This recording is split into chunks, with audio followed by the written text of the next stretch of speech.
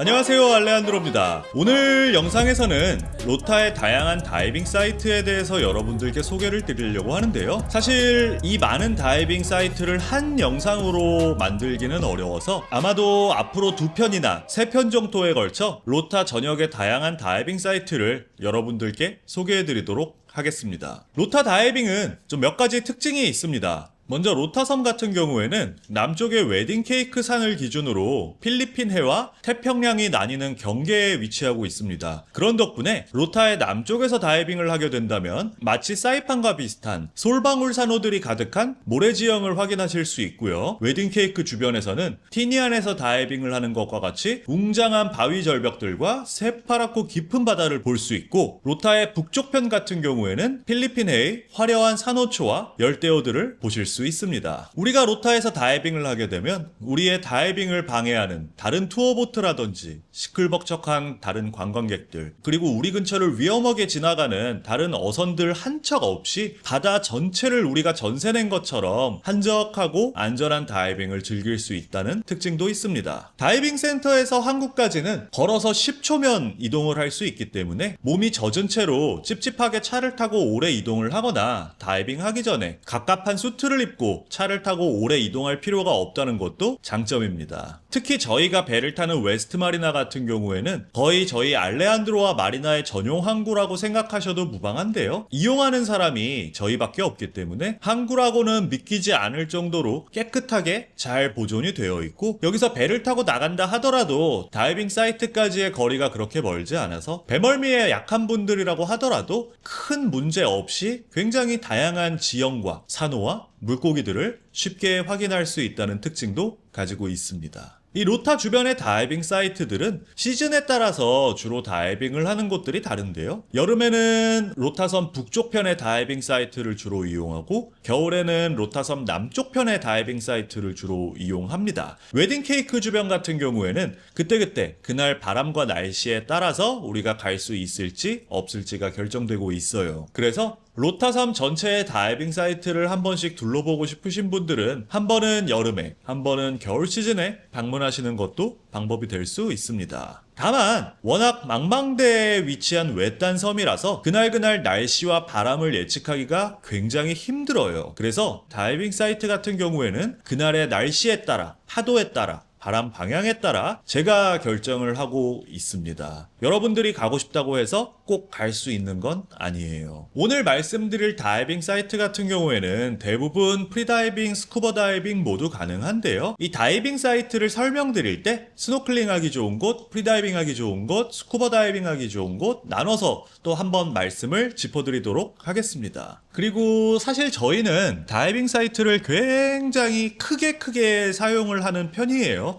그래서 오늘 말씀드리는 한 곳의 다이빙 사이트가 실제로는 3곳, 4곳 정도의 다이빙 사이트가 묶여있는 것이라고 생각하는 것이 좋고요. 로타에 자주 오셨던 분들이라고 한번 가봤던 다이빙 사이트라고 해서 끝이 아니고, 그 다이빙 사이트 안에 우리가 움직이는 방향이랑 머무는 장소에 따라서 한 3번, 4번 정도를 방문하셔야 한 곳의 다이빙 사이트를 충분히 보실 수 있을 거예요. 그래서 로타 처음 오시는 분들은 이번 영상을 통해서 로타에 어떤 다이빙 사이트가 있고 어디를 가고 싶은지 한번 생각해 보시면 좋을 것 같고, 로타에 이미 여러 번 오셨던 분들은 지금까지 여행하셨던 경험을 한번 되돌아보시고, 여러분들이 아직 가보지 못한 곳이라거나 한번 가보고 싶은 곳이 있다면 다음에 오셨을 때 말씀해 주세요. 그러면 로타섬의 다이빙 사이트 소개를 시작하도록 하겠습니다.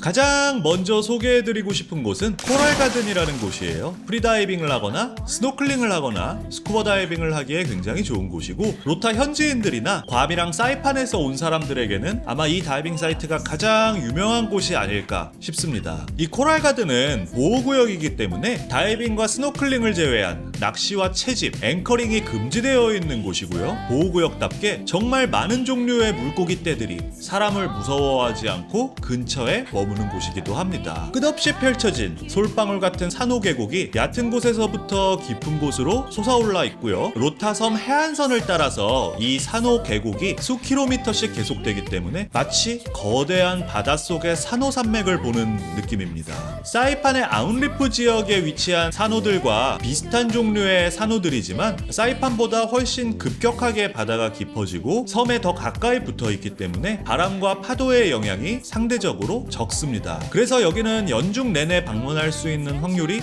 높아요. 코랄 가든의 또 다른 특징이라고 한다면은 여러분들이 거대한 산호초 산맥 사이로 다이빙을 하고 있다가 종종 뒤를 돌아본다면은 여러분에게 다가오고 있는 그레이트 바라쿠다나 화이트 리프 샤크, 블랙팀 리프 샤크를 흔하게 볼 수 있고요. 얕은 곳에서 스노클링을 하거나 프리다이빙을 하고 있을 때는 오직 로타에서만 볼 수 있는 화려한 분홍색과 보라색의 산호들 사이로 다양한 종류의 탱이떼와 아기상어들을 볼 수 있는데요. 이 아기상어들은 상어 특유의 모양을 그대로 갖추고 있지만 실제 사이즈는 15cm에서 30cm 정도라 실제로 물속에서 보게 된다면 정말 귀엽습니다. 두 번째로 소개해드릴 다이빙 사이트는 파이어워크라는 곳입니다. 모래바닥 군데군데 솟아올라 있는 예쁜 산호초들이 마치 불꽃놀이 할 때 팡팡 터지는 불꽃 같아서 붙여진 이름인데요. 여기도 프리다이빙, 스노클링, 스쿠버 다이빙 모두 가능하고요. 이 파이어워크의 얕은 곳 같은 경우에는 파도에 침식된 바위 동굴들을 탐험하는 재미가 있습니다. 스노클링이나 프리다이빙을 하기에 좋고 사진도 찍기 좋고요. 이 깊은 곳은 수심 20m 이상 되는 모래바닥에서부터 로타 섬 쪽으로 산호초가 솟아올라와 있습니다. 그래서 스쿠버 다이빙을 할 경우에는 예쁜 산호초들 사이로 움직이면서 이 모래바닥에 가득한 가드니를 감상하는 코스로 진행을 하고요. 프리다이빙을 하게 될 경우에는 여기서부터는 지나가는 돌고래떼를 물속에서 볼 확률이 굉장히 높습니다. 육지의 계곡에서부터 항상 차가운 물이 바다 쪽으로 흘러내려오는 곳이라 종종 다른 곳보다는 물이 차갑긴 하지만 따뜻한 바닷물과 육지의 계곡물이 만나면서 이 수면에 생기는 아지랑이는 물속에서 봤을 때 또 하나의 장관을 연출합니다. 난파선 쇼한마루 같은 경우에는 태평양 전쟁 당시에 사용했던 일본의 보급함이 가라앉아 있는 곳인데요. 보통 30m 정도 깊이의 프리다이빙 트레이닝을 할 때는 자주 사용하지만 이 난파선이 30m 이상 깊이의 모래바닥에 납작 가라앉아 있고 대부분 부서졌기 때문에 저희가 스쿠버 다이빙을 하더라도 자주 가진 않습니다. 여기도 마찬가지로 돌고래떼들이 자주 다니는 곳이라 보통 프리다이빙을 하게 되면 다른 곳에서 다이빙을 하다가 돌고래를 쫓아서 수영을 하면서 보게 되는 곳이기도 해요. 테이블탑은 25m 모래바닥에서부터 수면까지 솟아올라와 있는 거대한 두 개의 봉우리 같은 산호지형으로 이루어진 곳인데요. 스쿠버 다이빙을 하게 되면은 이 산호탑 주변을 빙빙 돌면서 다이빙을 하고요. 이 두 산호초 사이로 지나다니는 다양한 물고기들을 볼 수 있습니다. 여기는 한국으로 치면 북바리 같은 레드그루퍼들을 보기에 좋은 곳이라 레드그루퍼 낚시를 위해서 종종 방문하는 곳이기도 합니다.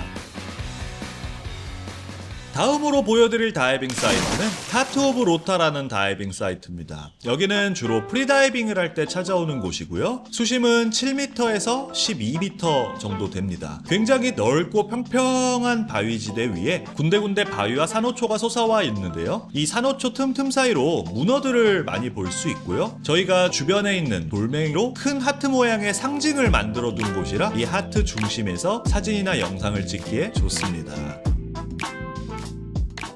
코코리프는 보통 섬 연안을 따라서 형성되어 있는 다른 다이빙 사이트보다 더 깊은 쪽으로 나와 있는 다이빙 사이트인데요. 그런 덕분에 바깥바다에서 들어오는 큰 물고기들을 보기에 상대적으로 쉬운 곳입니다. 이 산호의 산 앞쪽으로는 깊은 바다와 연결되어 있기 때문에 더 급격한 산호 지형으로 이루어져 있고 불쑥 솟은 산 뒤편으로는 상대적으로 얕은 산마루 지형이 로타섬으로 연결되어 있습니다. 앞쪽은 깊고 뒤쪽은 조금 더 얕아요. 그래서 보통 스쿠버 다이빙을 할 때는 깊은 쪽 산 경사를 따라서 깊이 내려갔다가 크게 한 바퀴 도는 형태로 다이빙을 하고 프리다이빙을 할 때는 높게 솟아 올라와 있는 산 꼭대기를 기준으로 뒤편에 상대적으로 얕은 곳에서 주로 움직입니다.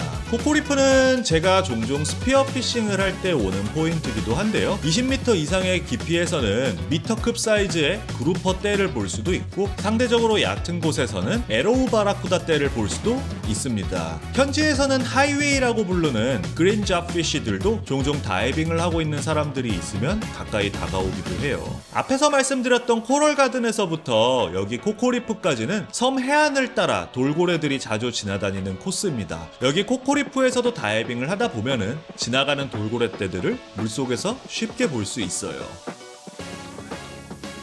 다음으로 소개해드릴 다이빙 사이트는 제리스 리프라는 사이트인데요.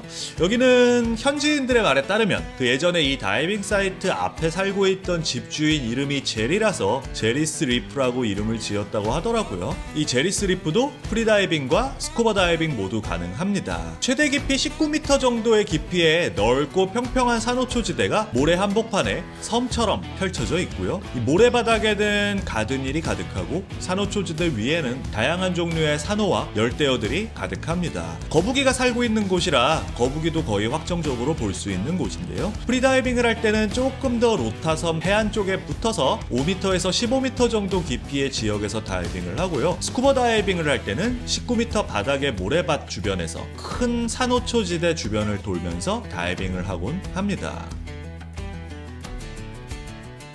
이 제리스 리프에서 웨딩 케이크 쪽으로 쭉 조류를 따라 수영을 하다 보면 산호초 지역에서부터 바위 지형으로 점점 바뀌는 변화를 보실 수 있습니다. 그런 지형의 변화와 함께 여기는 굉장히 큰 가오리, 그리고 이글레이, 블랙팁 리프샤크, 거북이들을 볼 확률이 높아요.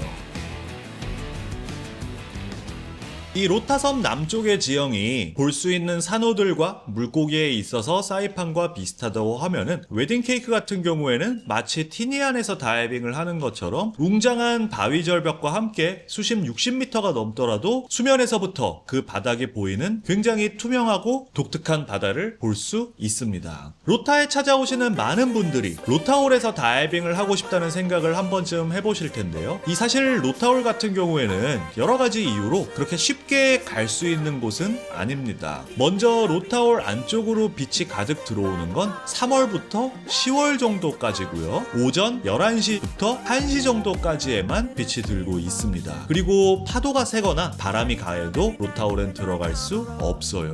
이 로타홀에 들어오는 강한 빗줄기가 마치 로타홀의 상징처럼 생각되긴 하지만 사실 빛이 들지 않아도 로타홀은 정말 아름답고 독특한 매력이 있어서 일부러 빛이 들지 않는 이른 아침에 찾아가는 다이버들도 있습니다. 프리다이빙으로 로타홀에 들어가고 싶으신 분들은 조금 걱정을 하시는 분들이 많이 있더라고요. 그래서 로타홀 들어가는 과정에 대해서 간단히 설명을 드리자면은 한 6m 정도 깊이까지 잠수를 하고 20m 정도의 길이를 자명으로 이동을 하면 되는데요. 사실 로타홀 바닥이 19m라 자기도 모르게 움직이는 과정에서 계속 깊이 내려갈 수 있으니까 6m 정도의 수심을 유지할 수 있는 능력이 굉장히 중요하고요. 특히 더 깊이 내려가는 것만큼이나 떠오르게 되는 것도 주의하셔야 됩니다. 로타홀의 천장은 한쪽으로 크게 기울어져 있기 때문에 물속에서는 이 천장의 높이가 높은지 얕은지 잘 보이질 않아요. 그래서 여러분들이 프리다이빙으로 로타홀에 들어갈 때는 정해진 코스에 따라서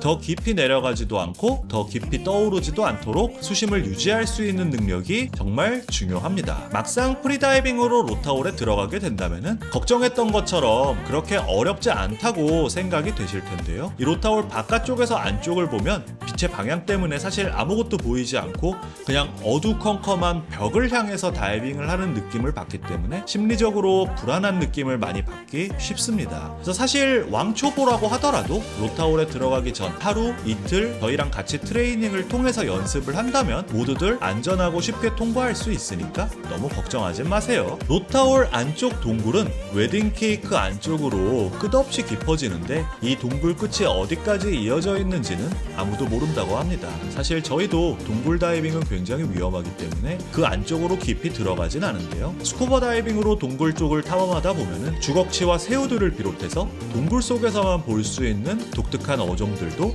많이 볼 수 있습니다. 로타홀 안쪽 벽 같은 경우에는 누디브런치들이나 산호처럼 다양한 해양 생물들의 안식처가 되어 있습니다. 그래서 여러분들 프리다이빙으로 로타홀에서 다이빙을 할 때는 절대 핀으로 벽을 긁거나 딛고 올라서지 않도록 꼭 유의하시길 부탁드립니다.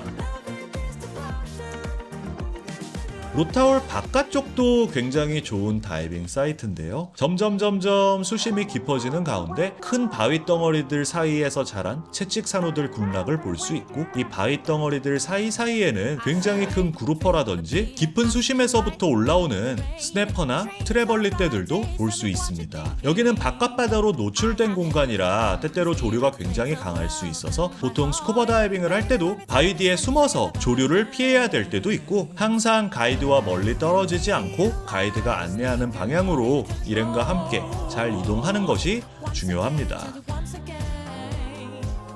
여기까지가 로타의 다이빙 사이트에 대한 첫 영상이 될 것 같아요. 여러분들 로타 하면 떠올리시는 게 무작정 맑고 투명하고 깨끗한 바다, 이런 이미지가 굉장히 강할 텐데, 이제 앞으로 두 번째, 세 번째 영상을 통해서 로타에서 실제로 다이빙을 하게 되면 어떤 지형이 여러분을 기다리고 있는지, 어떤 물고기를 볼 수 있는지, 또 여러분들이 생각했던 것과 비슷한 것, 다른 것, 여러분들이 미처 알지 못했던 로타의 매력을 또 차차 설명드리도록 하겠습니다. 또 로타 다이빙에 있어서 궁금하신 점 있으시면 언제든 댓글 남겨주시고요. 저희는 또 다른 영상으로 인사드리겠습니다. 감사합니다. 안녕. You realize you're not in control. Once again, tell you once again. Hallelujah, I'm on my way to be the best version of me. Mama knows how to wake you up to dance. Mama knows you're not a mama knows how to wake you up to dance. Mama knows how to wake up to dance. Mama knows you're not a mama knows how to wake you up to dance. Mama knows how to wake you up. Mama knows how to wake you up. Mama knows how to wake you up. Mama.